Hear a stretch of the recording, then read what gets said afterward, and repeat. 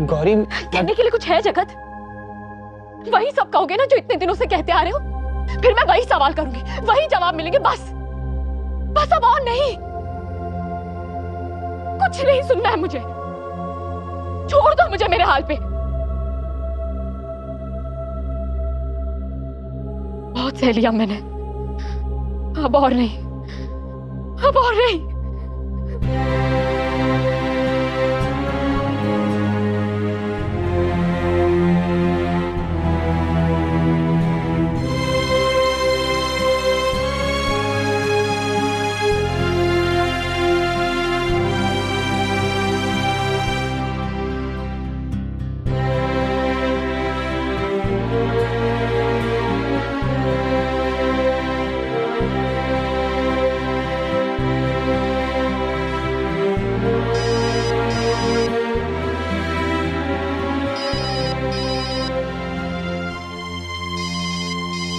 Hospital से।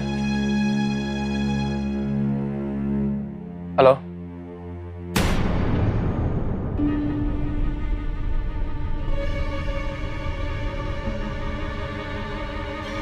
क्या? लेकिन अचानक कैसे? हाँ हाँ, मैं पहुंचा हूं, मैं आ रहा हूं अभी। हाँ।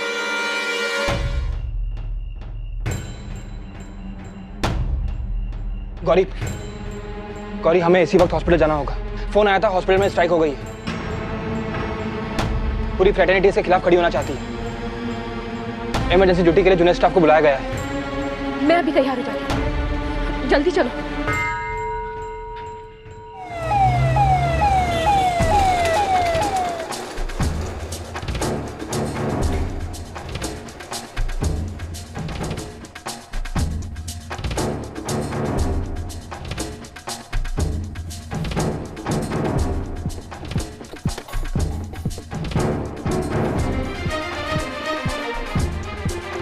नर्स, इनका पल्स चेक कर लेना।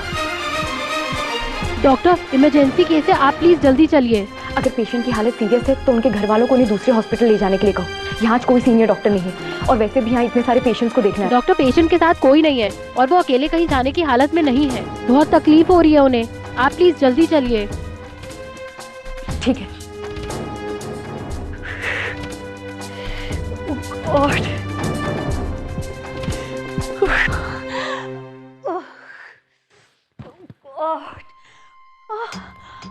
डॉक्टर,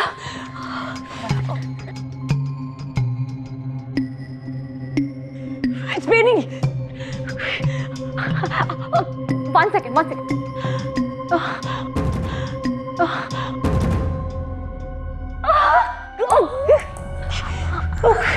डॉक्टर, 1 सेकंड, ये इनकी अल्ट्रासाउंड रिपोर्ट।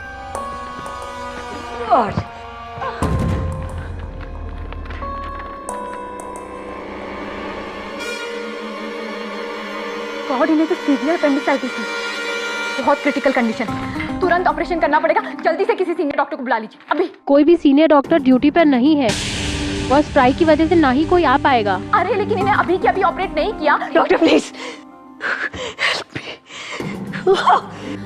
नर्स जल्दी से ऑपरेशन की तैयारी कीजिए, हमारे पास और टाइम नहीं है। Come on, be quick. Yes doctor. Don't worry.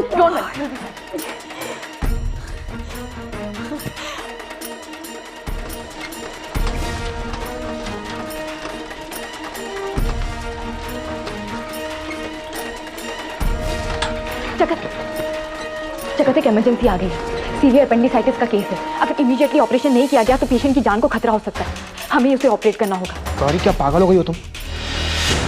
किसी को ऑपरेट करने की अथॉरिटी नहीं है हमारे पास, और अगर इतनी ही इमरजेंसी है तो हमें सीनियर डॉक्टर्स को बुलाना होगा ना। दैट्स द प्रॉब्लम जगत, कोई सीनियर डॉक्टर नहीं आ पाएंगे और पेशेंट को हम हमारे सामने मरते हुए नहीं देख पाएंगे। लेकिन गौरी, किसी को ऑपरेट करना ये हमारे रूल्स के खिलाफ ही नहीं बल्कि बहुत बड़ा रिस्क है इसमें। रूल्स किसी की जान से बढ़कर नहीं होते जगत, और इस वक्त इस औरत को ऑपरेट किए बिना नहीं बचाया जा सकता। अगर इमीडिएटली अपेंडिक्स नहीं निकाला गया तो बर्स्ट हो जाएगा और हम उसे नहीं बचा पाएंगे। जगत, हम डॉक्टर हैं, इस वक्त हमारे पेशेंट की जान बचाना हमारी पहली प्रायोरिटी होनी चाहिए। गौरी, तुम समझने की कोशिश करो।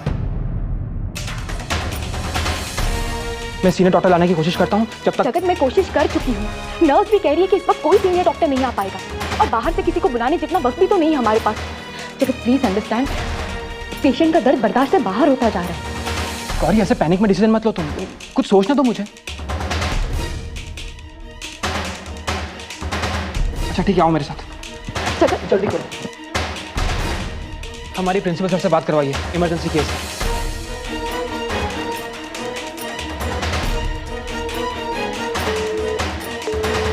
फोन नहीं लग रहा है डॉक्टर। प्लीज चलो जगत, समय नहीं है। अगर इलाज ना मिलने की वजह से उस पेशेंट को कुछ हो गया तो हम अपने आप को कभी माफ नहीं कर पाएंगे। जगत जल्दी चलो।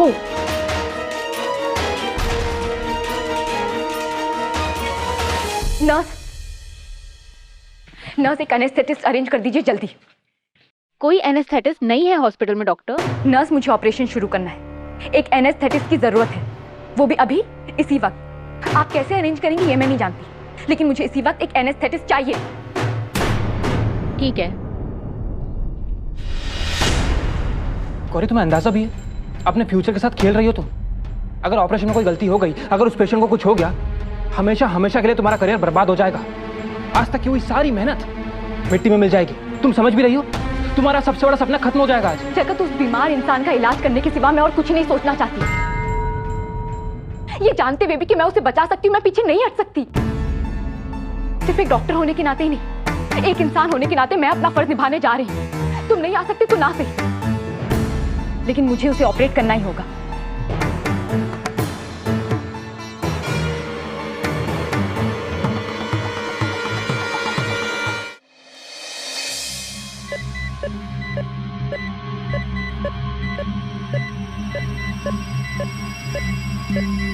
Thank you doctor. It's okay. Gloves.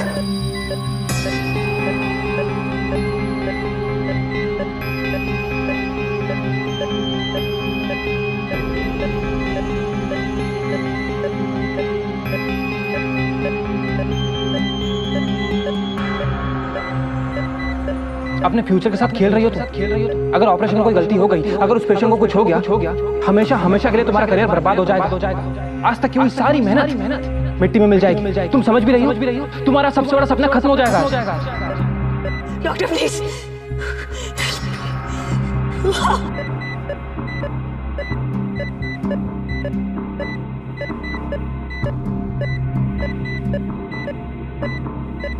तुम्हें ये करना है गौरी, करना ही है।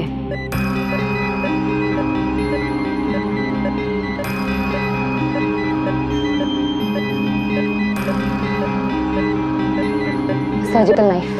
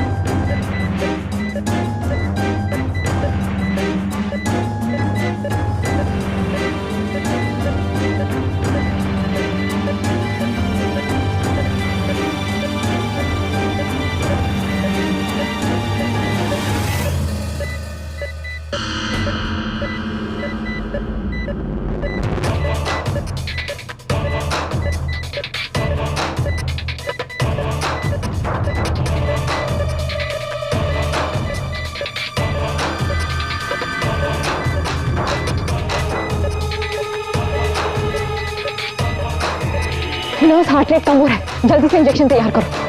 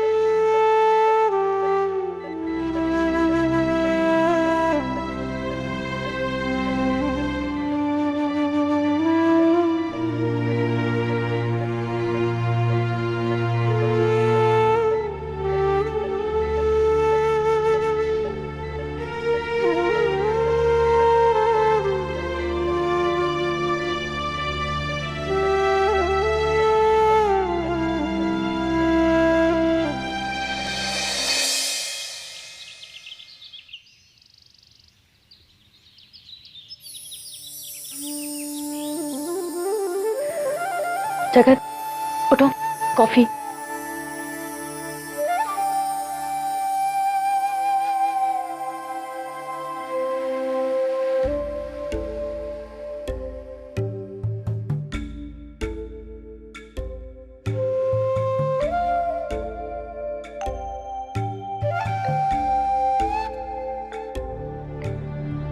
अब भी नाराज हो मुझसे?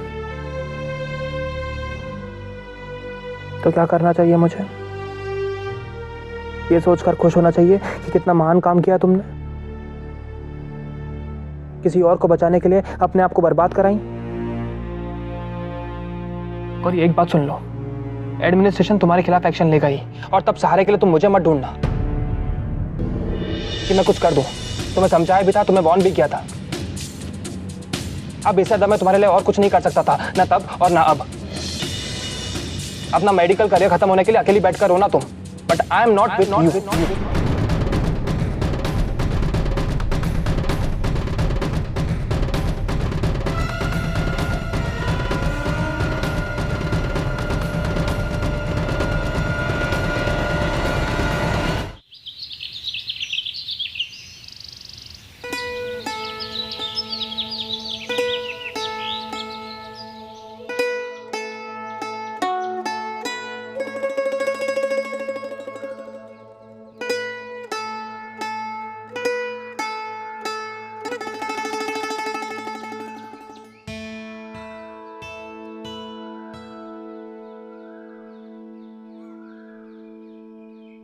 अखंड सौभाग्यवती भव।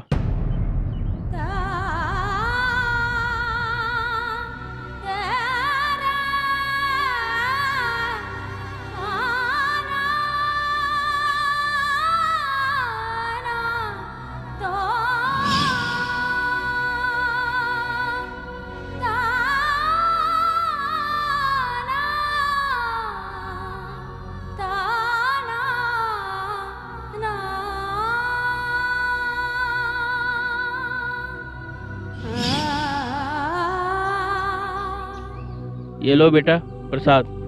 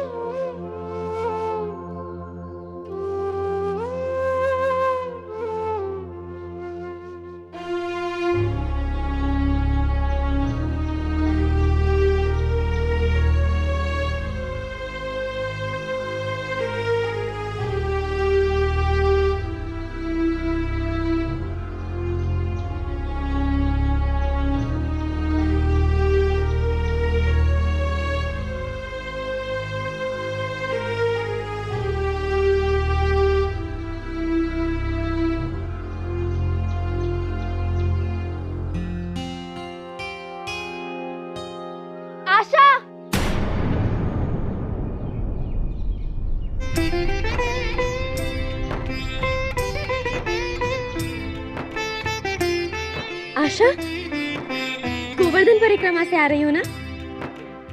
हाँ। कैसी हो आनंदी? मैं तो एकदम ठीक हूँ। तुम बताओ, यात्रा तो सफल रही ना? सब लोग बहुत संतुष्ट लग रहे हैं। हाँ, अच्छी रही यात्रा। मैं तो जितना भगवान के पास होती हूँ उतनी ही मेरे मन को शांति मिलती है।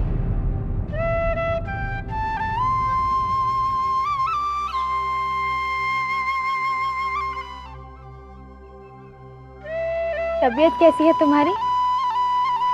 ठीक है। ठीक नहीं आशा, मैं तुम्हें अच्छा देखना चाहती हूँ, बिल्कुल वैसे ही जैसी तुम बचपन में थी। क्यों, तुझे जलेबी अच्छी नहीं लगती? बहुत अच्छी लगती है। तो खाना बहुत बढ़िया बनी है, गरम भी है। नहीं, क्यों शर्मा रही है? देख इतनी सारी है, मैं और भी लेकर आऊंगी, कम ना पड़ेगी।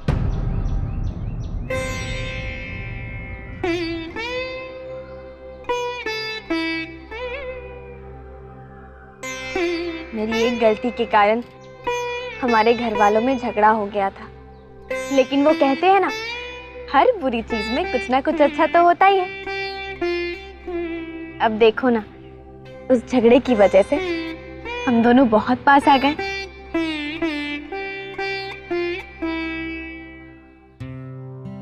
प्रसाद लो, घर वालों के लिए भी लेके जाना।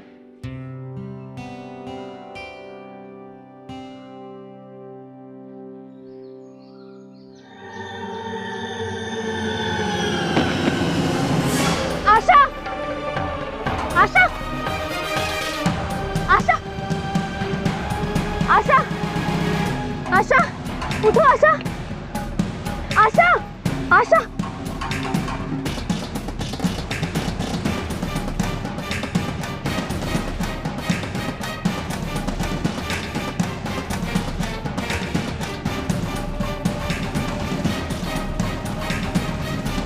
हेलो, हेलो श्याम भाई जी।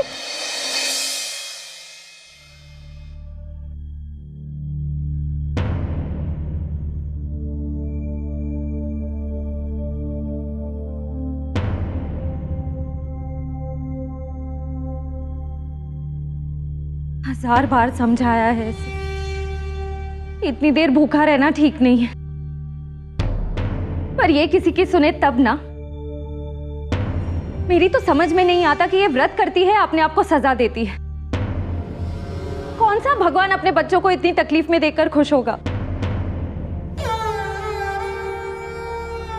समझ में ही नहीं आता इसका तो। ऊपर से निर्जला रखती है, भूख प्यास से शरीर जवाब नहीं देगा तो और क्या होगा। आशा, थोड़ा सा पानी पी ले। नहीं,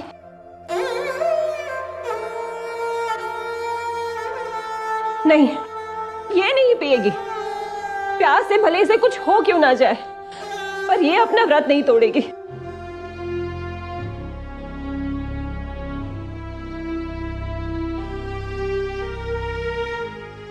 ताई साहब, हाँ?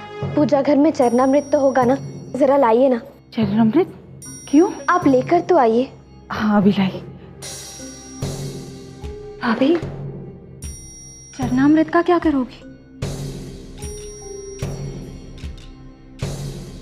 जी,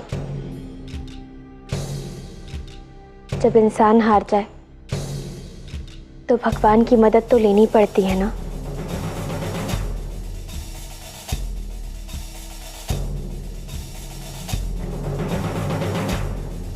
श्याम भाई जी,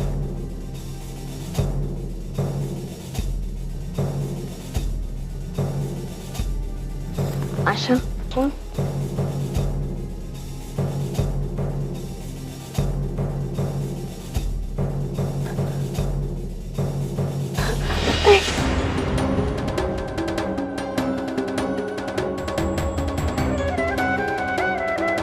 आशा, ये पानी नहीं है, ये तो चरणामृत है।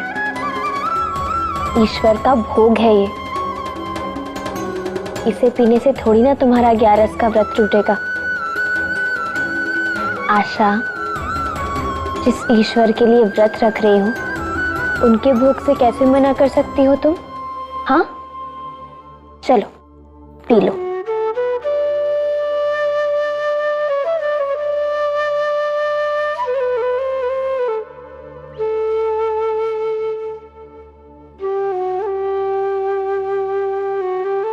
तुम देख रही हो आनंदी, इस तरह से इसने अपनी जिंदगी को रीति रिवाजों का गुलाम बनाकर रख दिया है। इसकी सोच में बदलाव लाने की जरूरत है। अपनी आत्मा को तो मार ही चुकी है, अब अपने शरीर को भी खत्म कर देगी। किसी भी तरह से इसे यहां से उठाकर अपने स्कूल में पढ़ाने के लिए मना। हो सकता है कि इसकी सोच में बदलाव आ जाए।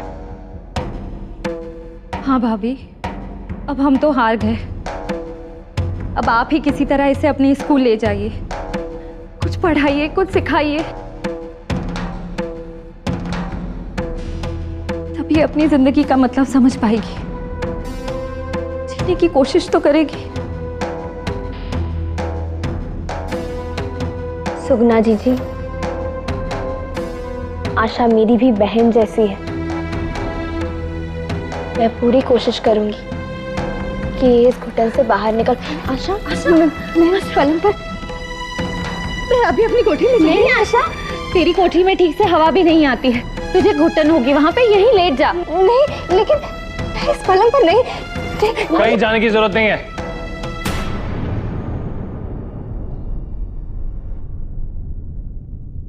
लेटे रहो चुपचाप।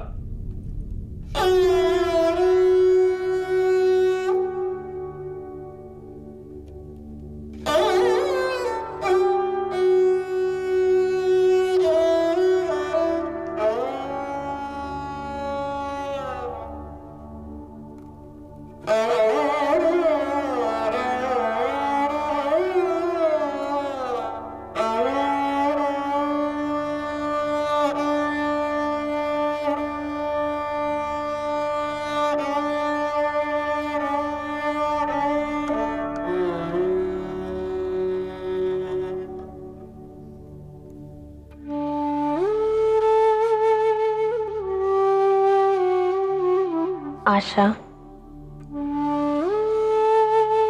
अपने आप से किसी बात पर नाराज हो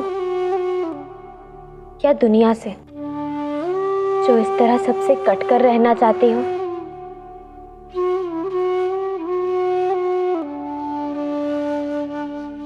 और वो भी ऐसे। आशा, जो अपराध तुम्हारा है ही नहीं, उसके लिए अपने आप को सजा क्यों दे रही हो तुम?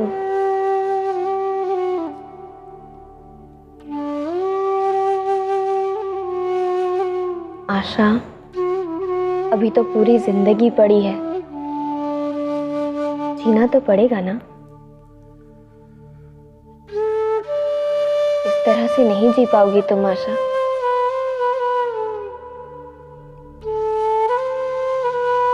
सिर्फ उम्र के साल पूरे कर लेने को ही जीना नहीं कहते हैं। छोटी छोटी खुशियों में हंसना, दुख में रोना, इसे जीना कहते हैं।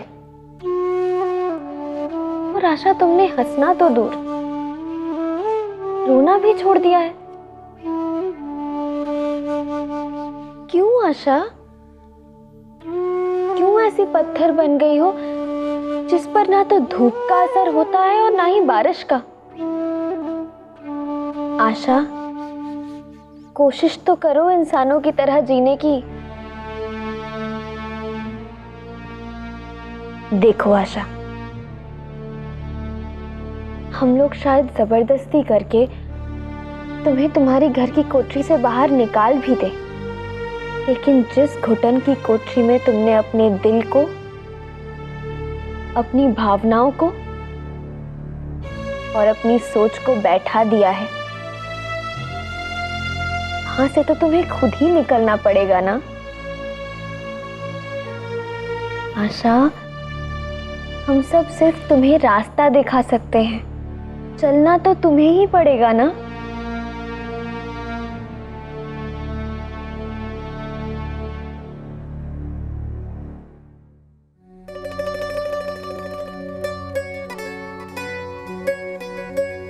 तुम एक काम क्यों नहीं करती? कभी कभी अपने मन को समझाकर मेरे स्कूल आया करो। सिर्फ किताबी बातें नहीं, जिंदगी को समझने के लिए आ जाओ। बहुत अच्छा लगेगा तुम्हें।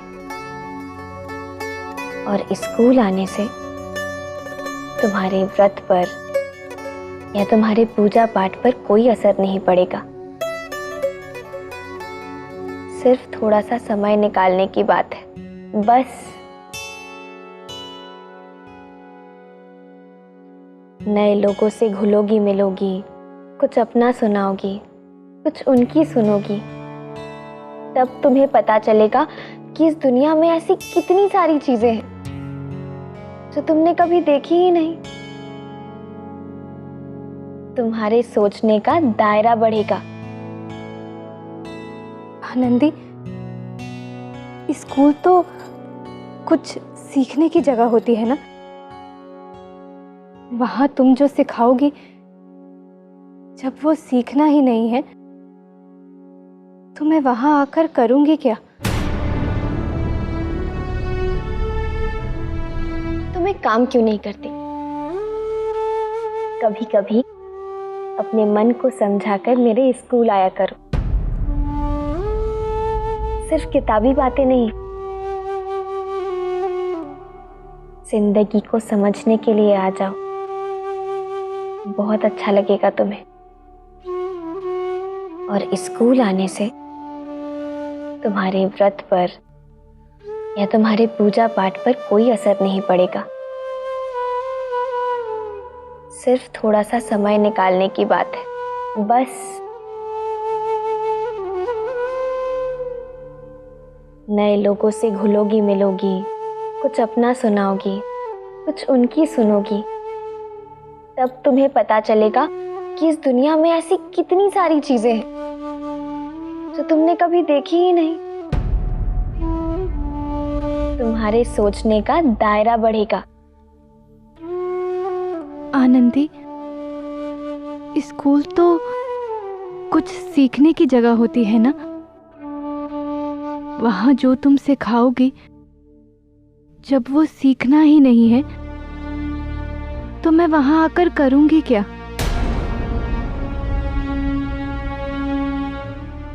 और रही बात समझ पढ़ाने की,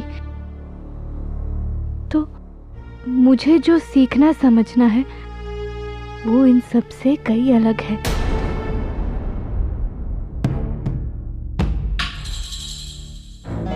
याद है आनंदी, तुम एक बार मेरे लिए चूड़ियां लाई थी और मैं कैसे उन चूड़ियों के लिए मचल गई थी।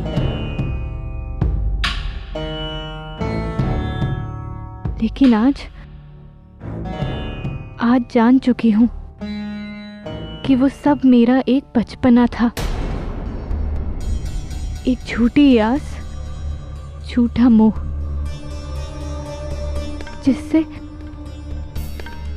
जिससे अब मैं बाहर निकल चुकी हूं। आनंदी, मेरी जिंदगी का असली मतलब जान चुकी हूं मैं आनंदी। भक्ति, पूजा पाठ, चौपाइयाँ, गीता के श्लोक, मेरे लिए तो यही मेरी जिंदगी है, यही मेरा सुख। और इन सब से बाहर निकलकर मैं और कहीं सुख क्यों ढूंढूं? आनंदी, जब जीवन से सारे रंग छीन लिए जाते हैं ना, तब भक्ति ही ऐसा मार्ग है जिस पर चलकर तुम्हें आत्मिक सुख मिलता है। ये वो रंग है जिसे समय, संसार कोई नहीं छीन सकता हमसे। ये सुख है मेरे पास, तो मुझे और कहीं जाकर कुछ नहीं ढूंढना।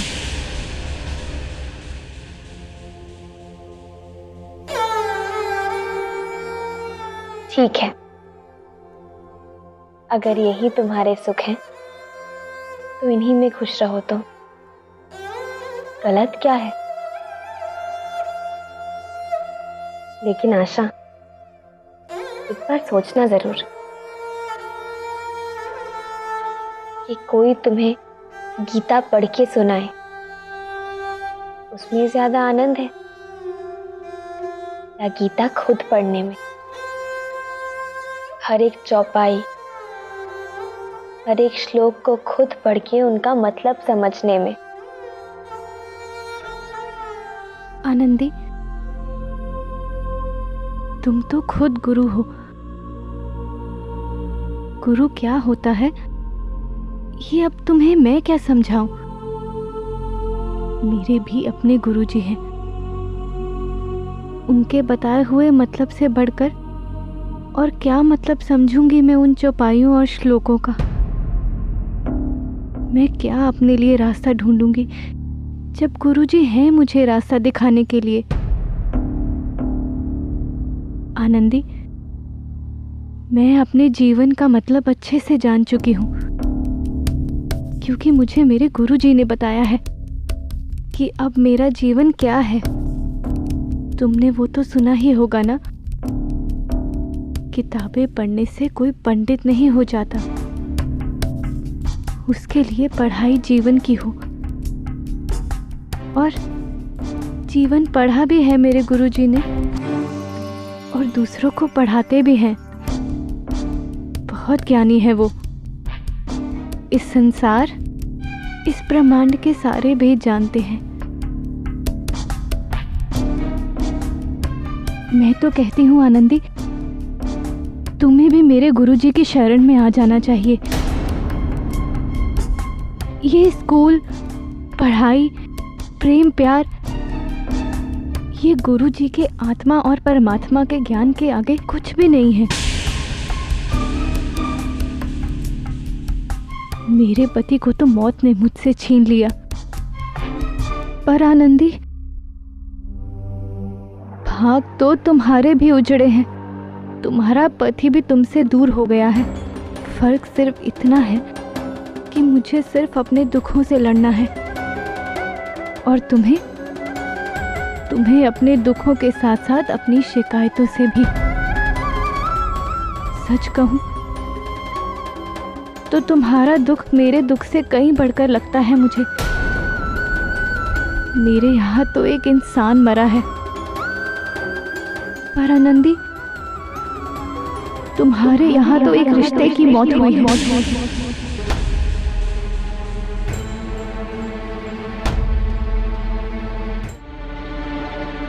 मैं तो यही कहूंगी आनंदी, कल तुम हमारे साथ गुरुजी के आश्रम चलो।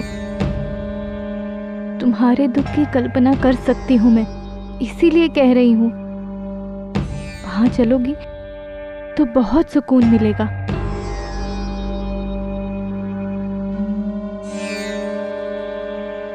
ठीक है आशा, तुम इतनी तारीफ कर रही हो तो कुछ ना कुछ तो जरूर मिलेगा उनसे।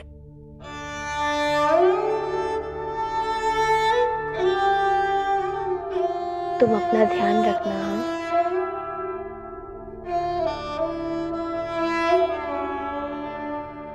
तुम्हें आराम की जरूरत है, लेट जाओ।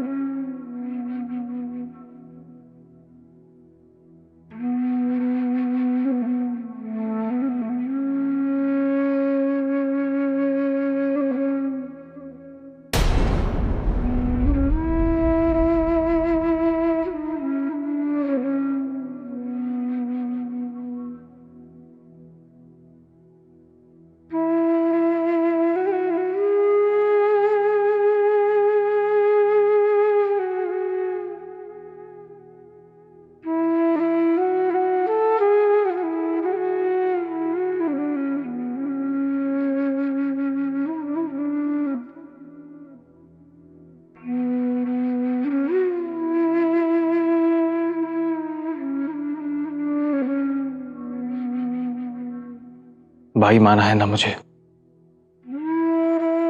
तो अपने भाई से अपने आंसू और चोट छुपाए नहीं जाते।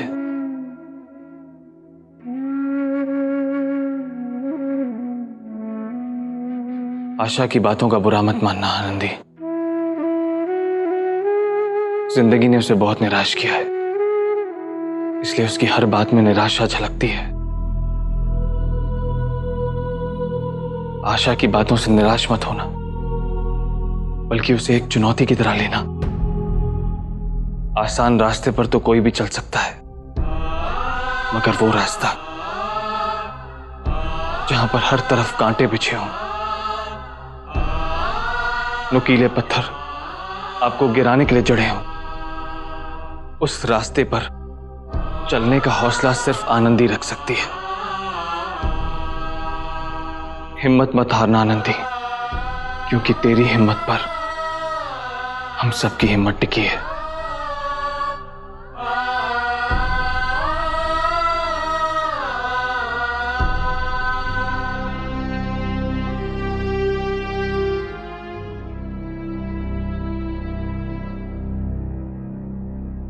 श्याम भाई जी, मेरे अतीत के दर्द ने मेरी आंखों में इस तरह पानी लाया कि मुझे मेरा लक्ष्य धुंधला दिखने लगा था।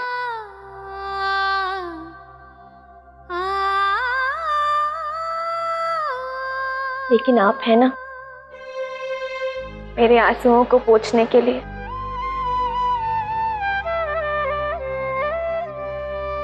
अब सब कुछ फिर से साफ साफ दिखाई दे रहा है।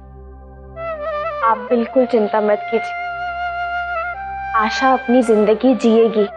मैं कल जाऊंगी उसके साथ आश्रम।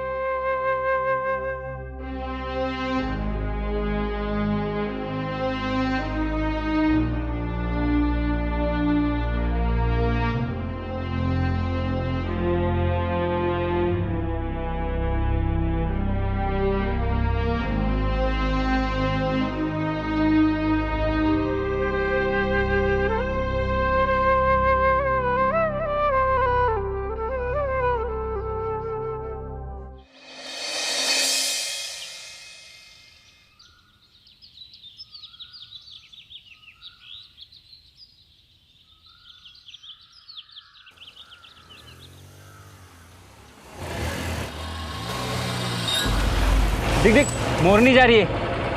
चल।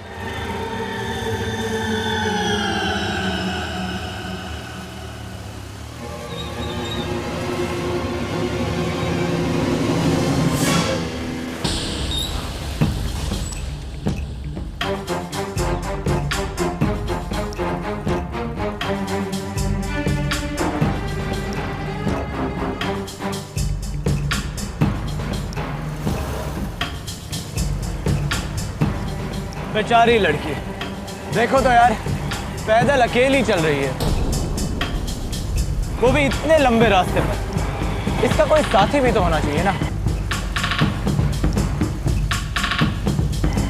एक काम करता हूँ, मैं इसके साथ चला जाऊँ। अरे गुरु, तुम क्यों तकलीफ उठाते हो? मैं हूं ना, मैं जाता हूँ इसके साथ। हाँ, कैसा है? बहुत रसीला है, मजा आ गया। लेकिन एक से पेट भरने वाला नहीं है, हमें तो और चाहिए। क्यों अपने नाजुक पैरों को तकलीफ दे रही है रानी? यहाँ आ जाओ हमारे पास, हमारी ये सवारी किस दिन काम है?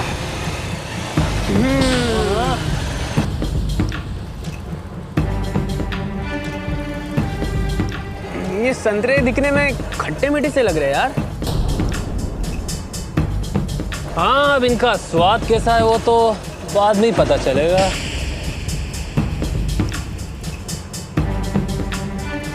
अरे वाह गुरु, गुस्से में तो और भी सुंदर दिखती है जंगली बिल्ली।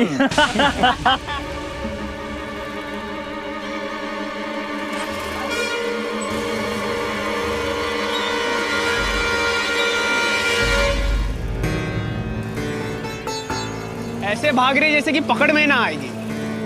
क्यों परेशान कर रहे हो तुम सब मुझे? क्या बिगाड़ा है मैंने तुम सबका जो मेरा रास्ता रोक रहे? डरती क्यों हो रानी? हम लोगों से डरने की कोई जरूरत नहीं। हम तुम्हें परेशान करने थोड़े ना आए। हम तो थोड़ी देर बातें करना चाहते हैं, हंसी मजाक करना चाहते हैं। अब इसमें बुराई क्या है? इतना तो तुम हमारे लिए कर ही सकती हो।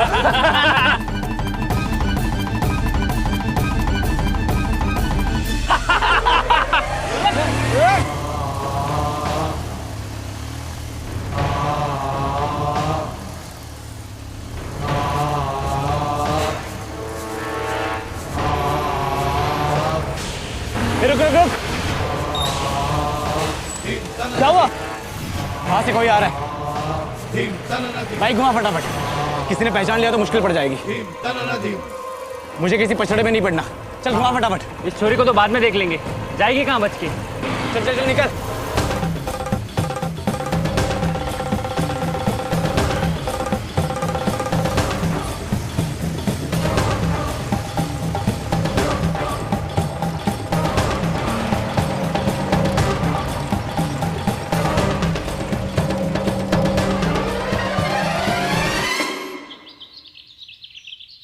जरा सोचिए, क्या होता अगर हमारे पास कोई ऐसी चीज होती या कोई ऐसी मशीन होती जिसके पास हमारे हर सवाल का जवाब होता।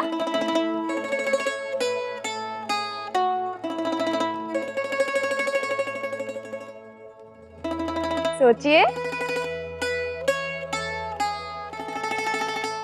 मशीन की क्या जरूरत है? माँ जी सा है, रामेश्वर के बापू हैं, कोई भी सवाल पूछ लो जवाब मिल जाएगा।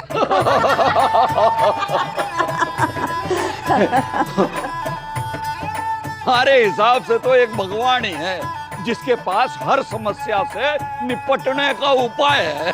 ये तो आपने बिल्कुल सही कहा काका। ईश्वर के पास हमारे हर सवाल का जवाब है। लेकिन बदलते समय के साथ साथ ऐसे बहुत सारे नए नए आविष्कार हुए हैं। हमारे विद्वानों ने ऐसी ऐसी मशीनें बनाई हैं जो हर कदम पर पलक झपकते बस एक बटन दबाते ही हमारी सारी मुश्किल आसान कर देते हैं। ये देखिए,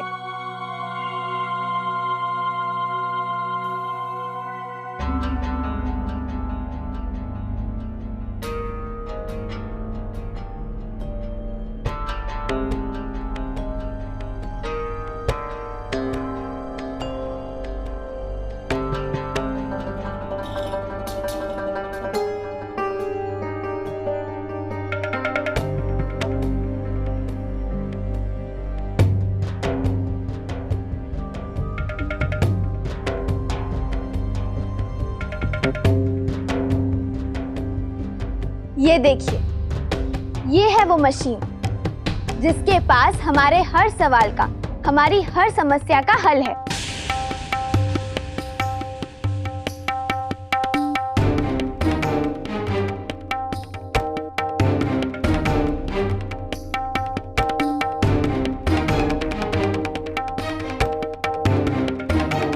तस्वीर में शायद उतना समझ में ना आए,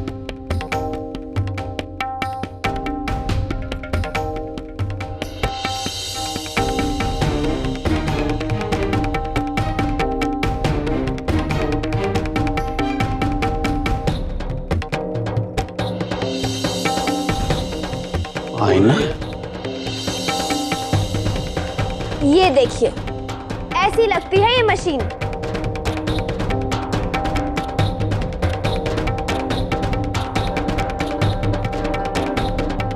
ये तो डब्बा है बेटा, ये भला किस काम का? नहीं काका, ये बहुत काम की चीज है। देखिए, हम मोबाइल फोन और टेलीफोन तो जानते ही हैं, हर रोज इस्तेमाल भी करते हैं। देश विदेश में बातें हो जाती हैं। ठीक उसी तरह ये मशीन भी इंटरनेट के सहारे हमें पूरी दुनिया से जोड़कर रखती है।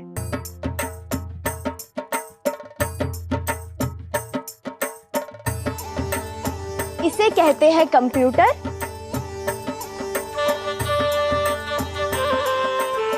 और इसे कहते हैं लैपटॉप।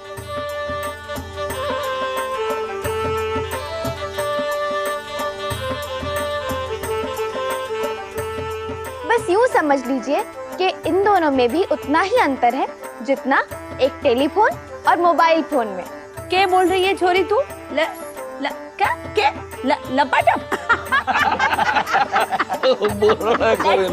अरे लपाटप बोल रही है छोरी। काकी, सब आ जाएगा। पहले ये तो जान लीजिए कि ये काम क्या क्या करता है। किसी भी विषय से जुड़ा कोई भी सवाल हो, सबका जवाब मिल सकता है इससे। बेटा, पर ये डब्बा तो शहरी चीज लागे है। हम गांव वालों के क्या काम आवेगा? हम ठहरे किसान, अरे खेती बाड़ी कैसे करें थोड़े ना सिखावेगा जे। वो भी सिखाता है ये काका। जी हाँ, ये आपको खेती करने के नए नए तरीके सिखाता है। बीज, खाद, फसल को कीड़ों से बचाने के लिए दवाएं, खेती करने के लिए हर जरूरी चीज, इन सब की जानकारी। और तो और इन सारी चीजों के दाम, कौन सी मंडी में इस वक्त कितना भाव चल रहा है, वो सब पता कर सकते हैं इससे।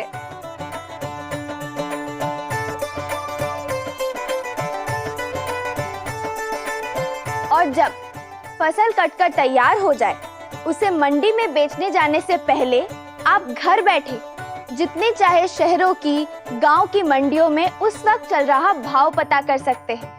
भाव पता होगा तो कोई आपके साथ धोखा नहीं कर पाएगा।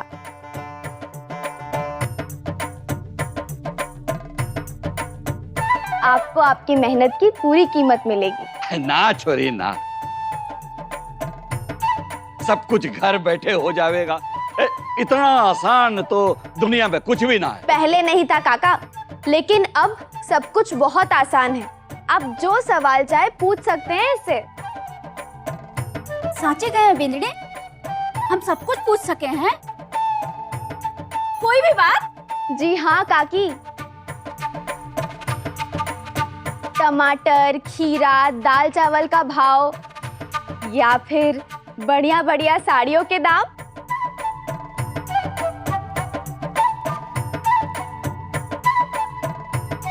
या फिर कौन से देश में कितनी गर्मी है, कितनी सर्दी, वो सब पता कर सकते हैं इससे।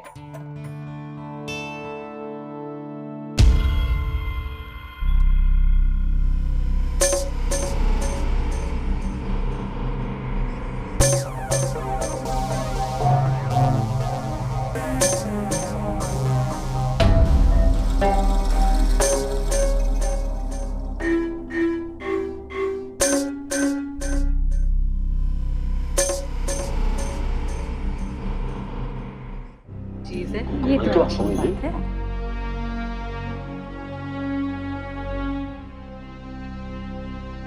इस पर आप चिट्ठी लिखकर किसी को भेज भी सकते हैं और उसका जवाब भी पा सकते हैं।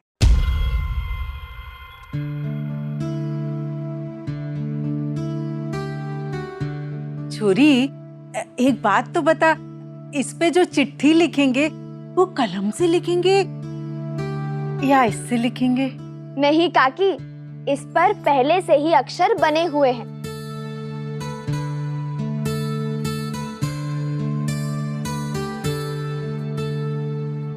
हमें बस इन अक्षर वाले बटन को अपनी उंगलियों से दबाना है और काम हो गया।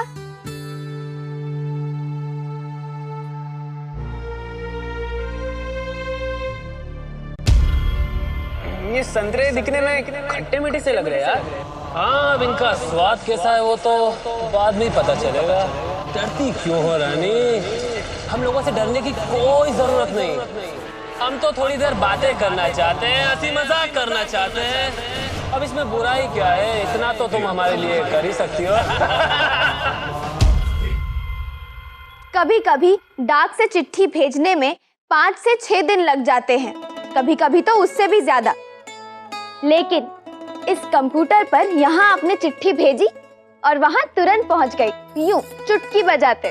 ये तो कोई चमत्कार से कम ना है भाई जी।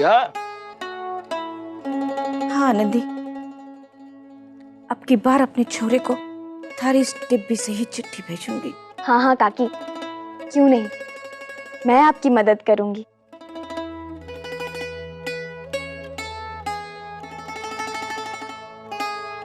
तो बताइए, है ना ये काम की चीज? हाँ। क्यों नहीं भाई?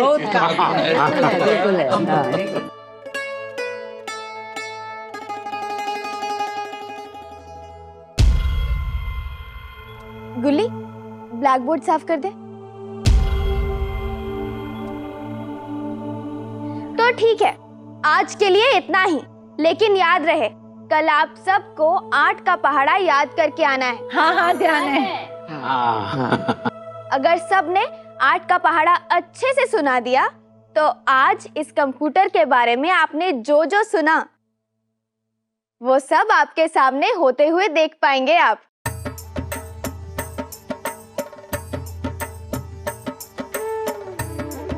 हम सब साथ में मिलकर इस कंप्यूटर से सवाल पूछेंगे और इंटरनेट के जरिए उनका जवाब पाएंगे, ठीक है? हाँ हाँ सुना जमुना बुआ, कल 8 का पहाड़ा याद करके आना, कहीं पता चले थारे कारण इंटा 10 का कारनामा किसी को देखने को ही ना मिले।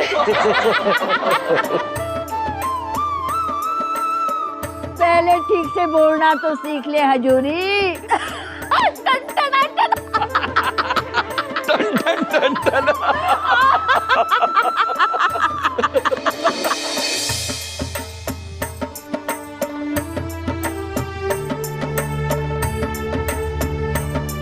तो ठीक है, आज के लिए इतना ही, लेकिन याद रहे कल आप सबको 8 का पहाड़ा याद करके आना है। हाँ हाँ ध्यान है। अगर सबने 8 का पहाड़ा अच्छे से सुना दिया तो आज इस कंप्यूटर के बारे में आपने जो जो सुना वो सब आपके सामने होते हुए देख पाएंगे आप।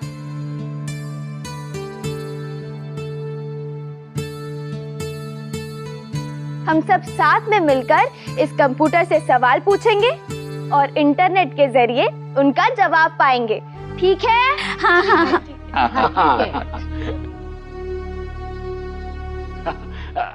सुना जमुना बुआ, कल 8 का पहाड़ा याद करके आना, कहीं पता चले थारे कारण इंटा 10 का कारनामा किसी को देखने को ही ना मिले।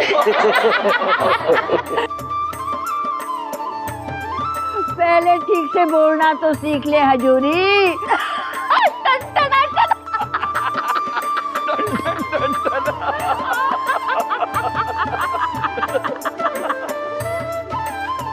मारी चिंता ना कर, अपना काम अच्छी तरह से करके आऊंगी। हाँ अरे भाई चलो भाई, चलो चलो चलो चलो।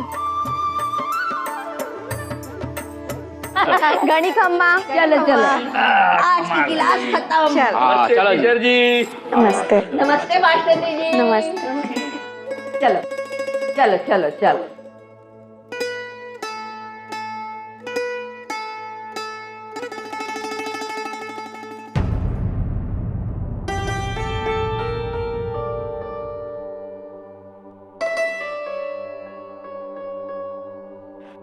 गुल्ली,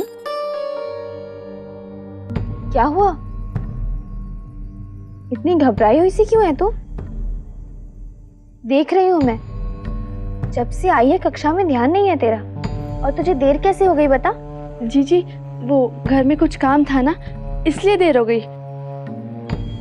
बाकी सब ठीक है, कोई बात नहीं। तू सच कह रही है? हाँ हाँ बिल्कुल सच।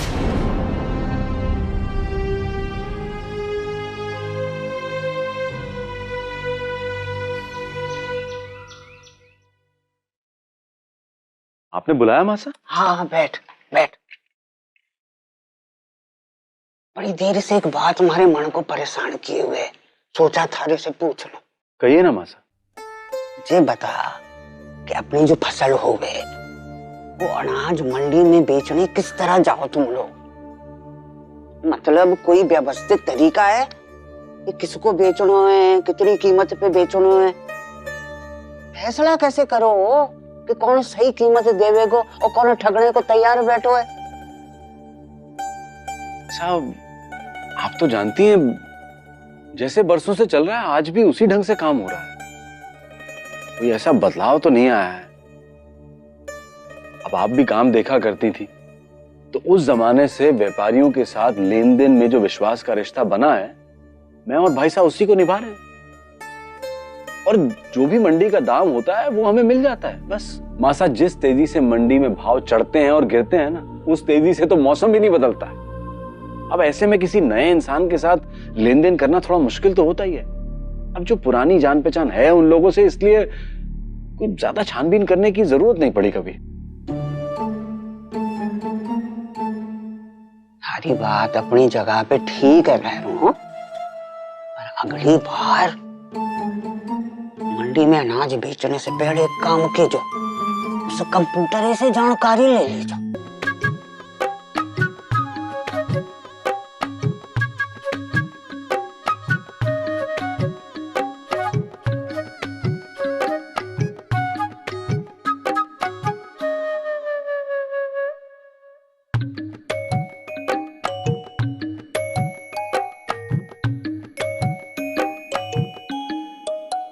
दादी सा कुछ काम था तो मुझे बुला लिया होता, मैं आ जाती। ना ना ना, कोई काम ना था, कोई काम ना था, तू बैठ।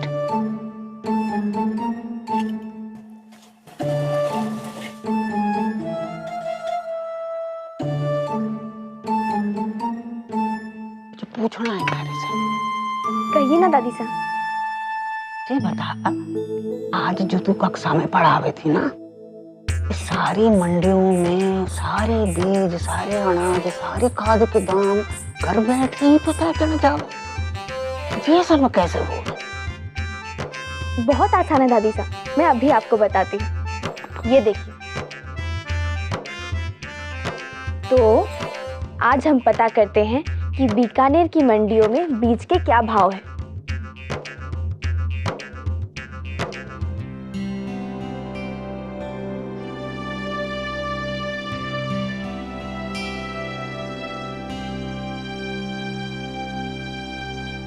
ये खुल गया।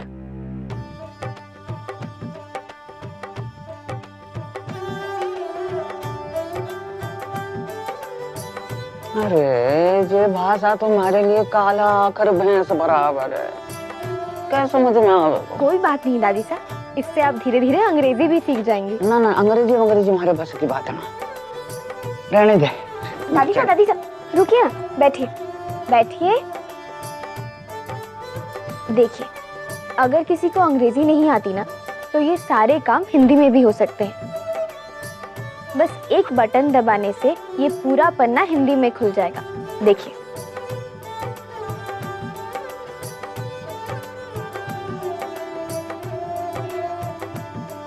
ये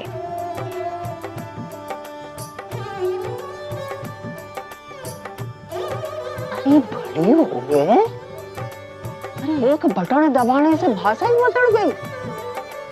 हाँ, तो हमें बीज के भाव मालूम करने हैं। ये देखिए, सवाल तो मैंने पहले ही इसमें लिख दिया है। अब आप धीरे धीरे से यहाँ दबा दीजिए और जवाब आते जाएंगे। अरे मुझे तो सरपटी भागता जावे, रुके ही ना है। ये इस तरह, ऐसे देखिए।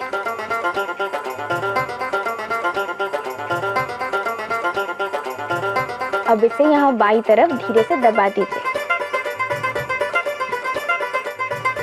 देखिए, काम हो गया।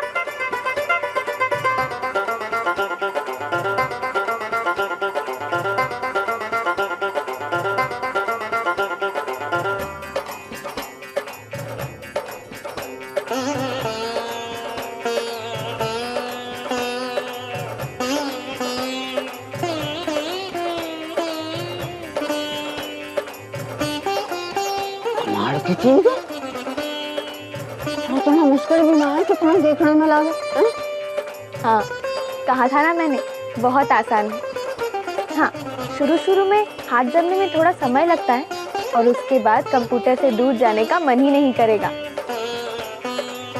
किसी भी विषय में कोई भी जानकारी दे सकता है ये हमें। रामायण, महाभारत, गीता, दुनिया भर की भाषाओं में लिखी हुई कहानियाँ, किताबें, सब कुछ मिल जाएगा इसमें। आप जो चाहे चुन सकते हैं। हाँ, सब कैसे सीख लिया तुमने? कोशिश करते, गलतियां करते सीख लिया दादी सा।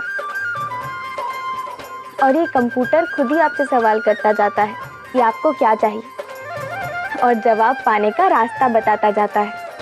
अब बस आप भी अपनी सारी झिझक भूलकर कंप्यूटर के सामने बैठ जाइए, अपने आप ही सब कुछ सीख जाएंगी आप।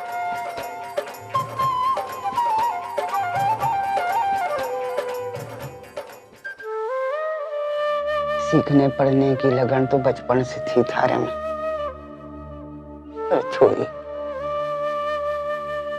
घर के इतने काम काज के होते, दुख सुख के हजकोले खाते,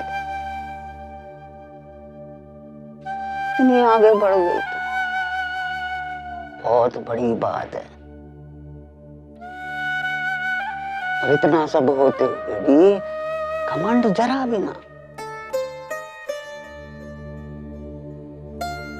साची बोलूं, मने बहुत गर्व हो गए, बहुत गर्व हो।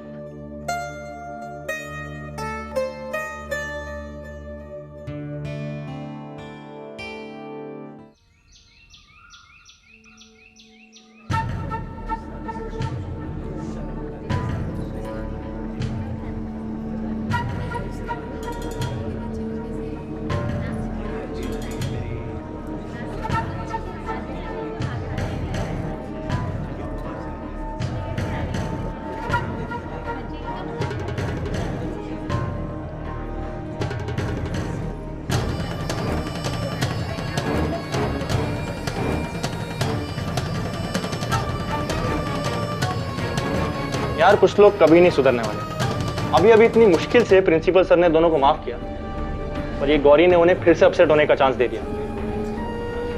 आई नो, एक्चुअली मैंने तो ना डिसाइड कर लिया है, ऐसे लोगों से इतना दूर से ही हाय हेलो तक ठीक है। अगर ज्यादा दोस्ती रखी ना तो एक दिन हम भी प्रॉब्लम में फंस जाएंगे। Exactly, you are right. Principal sir ने आपको अपने केबिन में बुलाया है अभी।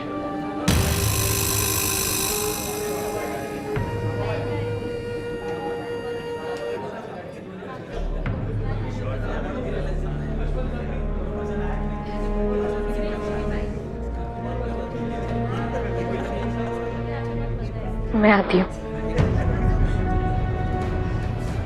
आपको क्या लगता है डॉक्टर गौरी, हॉस्पिटल प्रोटोकॉल के अगेंस्ट जाकर बहुत महान काम किया आपने, जिसके लिए सब आपकी तारीफ करेंगे, इनाम दिया जाएगा आपको। आपको अंदाजा भी है डॉक्टर कि आपकी लापरवाही से सिर्फ एक पेशेंट की जिंदगी नहीं बल्कि इस पूरे हॉस्पिटल की रेपुटेशन को भी अपने दांव पे लगा दिया है। क्या होता अगर उसकी जान चली जाती, या फिर ऑपरेशन टेबल पर कोई और क्रिटिकल कंडीशन पैदा हो जाती? क्या करती हैं आप? जवाब दीजिए।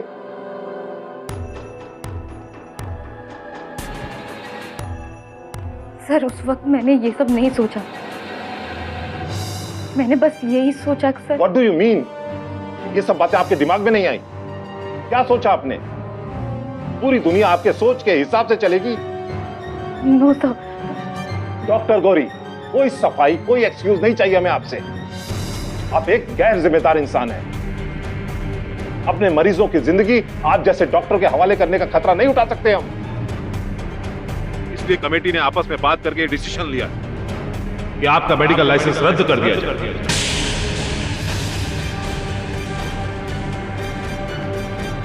इसलिए कमेटी ने आपस में बात करके डिसीजन लिया कि आपका मेडिकल लाइसेंस रद्द कर दिया जाए।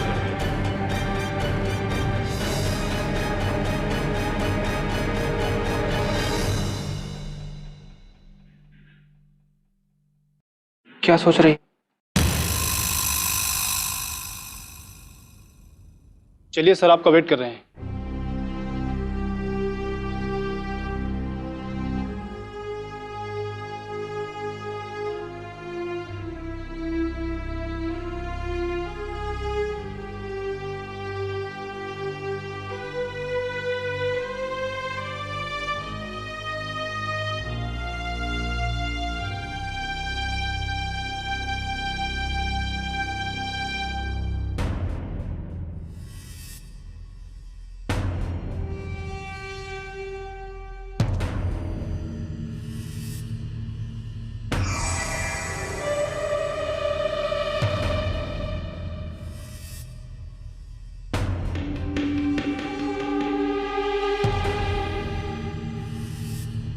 May I come in, sir?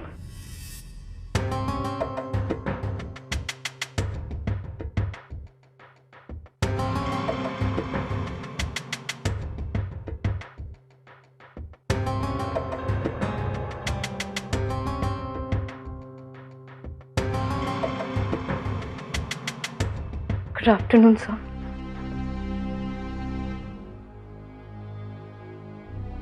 इतना तो आपको जरूर मालूम होगा डॉक्टर गौरी, यहां किस लिए बुलाया गया आपको?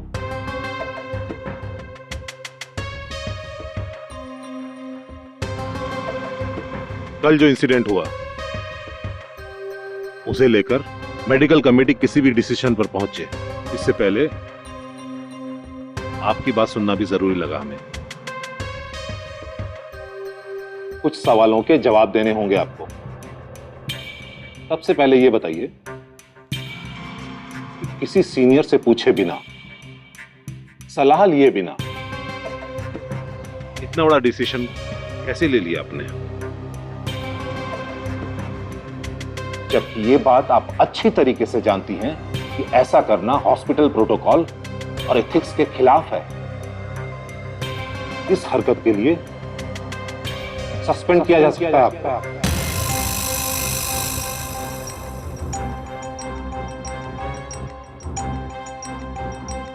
सर,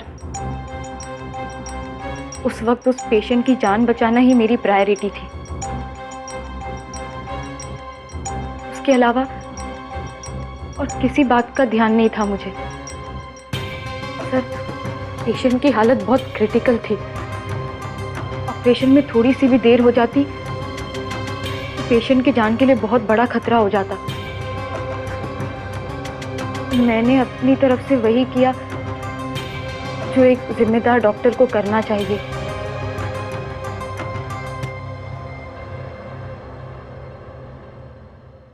एक डॉक्टर होने के नाते, इंसानियत के नाते मैंने अपना फर्ज निभाया। सर, इस प्रोफेशन में एथिकल और मॉरल ड्यूटी सबसे ज्यादा इंपॉर्टेंट होती है। डिग्री लेने के बाद जो हिपोक्रेटिक ओथ हम लेते हैं, उस शपथ के हिसाब से मरीज को नई जिंदगी देना ही एक डॉक्टर का धर्म होता है। बाकी सारी बातें बाद में आती है। और सर, ऐसा नहीं है कि मैंने अपने सीनियर्स को कंसल्ट करने की कोशिश नहीं की। हॉस्पिटल स्टाफ ने आपको कांटेक्ट करना चाहा, लेकिन सर आपसे बात नहीं हो पाई। सीनियर डॉक्टर्स के बारे में पूछने पर भी यही जवाब मिला कि किसी का भी आना पॉसिबल नहीं है। चलिए मान लेते हैं आप जो भी कुछ कह रही हैं वो सच है, लेकिन आप अच्छी तरह जानती हैं कि आपने इससे पहले जो भी सर्जरी की है वो बिना किसी की मदद के नहीं की। एक सीनियर फिजिशियन की एब्सेंस में ऑपरेशन करने का मतलब समझती हैं आप? अगर कोई गलती हो जाती तो कौन जिम्मेदार होता है इसका? आप। सर, मुझे अपने ऊपर पूरा कॉन्फिडेंस था, इसीलिए मैंने ये जिम्मेदारी अपने ऊपर ली। सर, सीनियर अटेंडिंग फिजिशियन की प्रेजेंस में एनालॉगस ऑपरेशन परफॉर्म कर चुकी हूं मैं। आई वॉज पॉजिटिव कि कोई प्रॉब्लम नहीं होगी। सर, मेरा यकीन कीजिए, अगर मुझे खुद पर थोड़ा सा भी शक होता तो मैं ये कदम कभी उठाती ही नहीं। पेशेंट की जिंदगी के साथ खेलने का इतना बड़ा रिस्क मैं कभी नहीं लेती। Sir, doctor, don't you think you are over confident? जरूरत से ज्यादा कॉन्फिडेंस होना ठीक बात नहीं है डॉक्टर। एक गलती से किसी की जिंदगी जा सकती है। हम सब की बरसों की मेहनत, करियर, इस हॉस्पिटल का नाम खराब हो सकता है। आपकी लापरवाही का अंजाम कितने लोगों को भुगतना पड़ता आप जानती हैं? आपको पता है आपके साथ क्या हो सकता है? आपका मेडिकल लाइसेंस रद्द हो सकता है। पेशेंट और उसके रिश्तेदार आपके और इस हॉस्पिटल के खिलाफ न सिर्फ कंज्यूमर कोर्ट में जा सकते हैं, बल्कि केस भी फाइल कर सकते हैं और हम सबको जेल भेज सकते हैं। समझती हैं आप?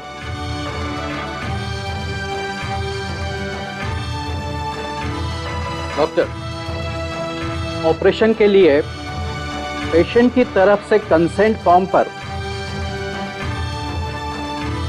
किसने साइन की?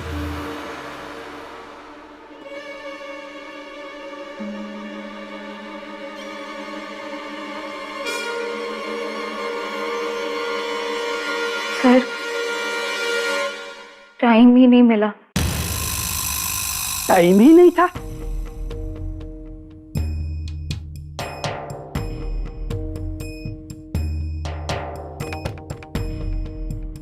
सर मुझे सिर्फ पेशेंट की फिक्र थी। जैसा कि मैंने कहा, उस वक्त उस पेशेंट की जान बचाने के सिवा और कुछ भी ध्यान नहीं था मुझे।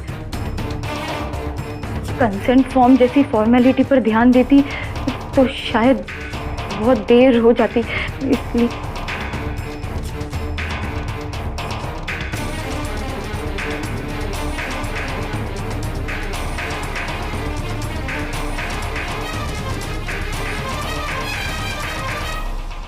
आपने जो किया डॉक्टर गौरी,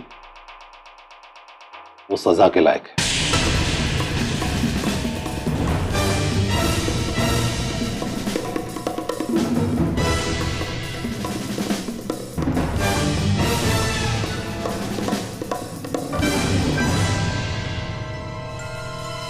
पूरी तरह क्वालिफाइड ना होते हुए भी आपने एक पेशेंट को ऑपरेट कर दिया, जो अगर गलत हो जाता तो रिजल्ट क्या होता ये हम बता चुके हैं। और इसलिए अगर आपको आपकी गलती की सजा नहीं दी तो बाकी सब स्टूडेंट्स को गलत मैसेज जाएगा। कल को और कोई भी इस तरह की गलती कर सकता है, ये सोचकर कि उसका तो कुछ नहीं बिगड़ेगा। But at the same time इस बात की खुशी है हमें, बल्कि यूं कहना चाहिए कि नाज है हमें इस बात पर कि आप जैसी डॉक्टर हमारे इंस्टीट्यूट की स्टूडेंट है। जिसने इंसानियत की खातिर एक पेशेंट की जान बचाने के लिए इतने सालों की मेहनत, अपना करियर, अपने सपनों को दांव पर लगा दिया। बहुत कम लोग ऐसा करने की हिम्मत कर पाते हैं डॉक्टर गौरी। अपनी फिक्र किसे नहीं होती। एक तरफ कायदा कानून और दूसरी तरफ इंसानियत और सेवा भाव।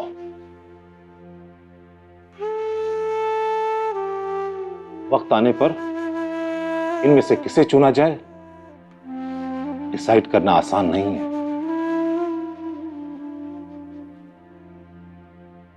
बाय द वे, आपने कल जिस पेशेंट को ऑपरेट किया, आपको पता है वो कौन है? No sir, I have no idea.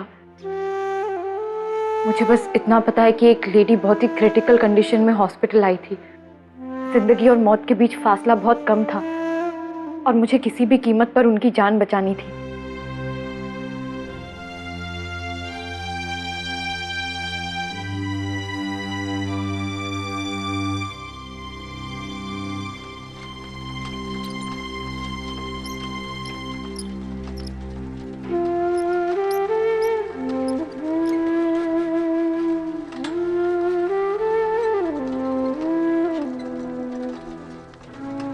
नमस्ते। हाय। ये शिवानी राजाध्यक्ष जी हैं। इन्होंने हमारे हॉस्पिटल के लिए जो किया और जो कर रही हैं, उसके बारे में कुछ भी कहना कम होगा। ऐसे कई पेशेंट्स जिनके पास इलाज के लिए, ऑपरेशन के लिए पैसे नहीं होते, शिवानी जी उन्हें स्पॉन्सर करती हैं। जरूरतमंदों की मदद करके बहुत सी जिंदगियों को बचाया है इन्होंने। और शिवानी जी को नई जिंदगी देकर इनडायरेक्टली आपने बहुत से मरीजों का जीवन खत्म होने से बचा लिया। सोचिए कितनी दुआ कमाई है आपने। एक ऐसे इंसान को बचाया जिसके जीवन का मकसद दूसरों के दुख दर्द बांटना और उन्हें खुशियां देना। प्लीज डॉक्टर राजीव, ये सब कहने की क्या जरूरत है। एनीवेज, आपसे मिलकर, आपसे बात कर कर ये तसल्ली हो गई कि आपने जो किया, किन हालात में और क्यों। हम किसी भी बात के लिए आपको कसूरवार नहीं ठहरा रहे हैं। कोई सजा नहीं, क्योंकि शिवानी जी ने पर्सनली रिक्वेस्ट की हमसे कि आपके खिलाफ कोई एक्शन ना लिया जाए।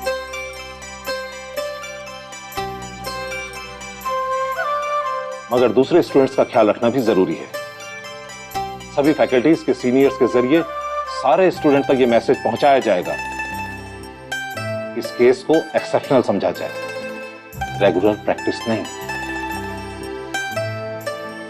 ताकि फ्यूचर में फिर कभी कमेटी बिठाकर इस तरह के मुद्दे पर डिस्कस करने की जरूरत ना पड़े। और हां, एक बात डॉक्टर गौरी, नेक्स्ट टाइम ऐसी सिचुएशन में आप डायरेक्टली मुझे या कमेटी मेंबर्स को कांटेक्ट कर सकते हैं। बाद में आके आप सारे इंपॉर्टेंट नंबर मुझसे ले लीजिए। Thank you sir.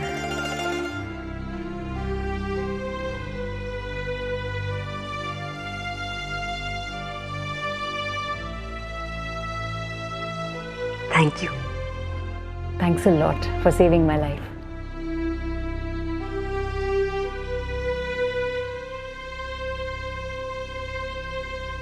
Thanks to you, ma'am.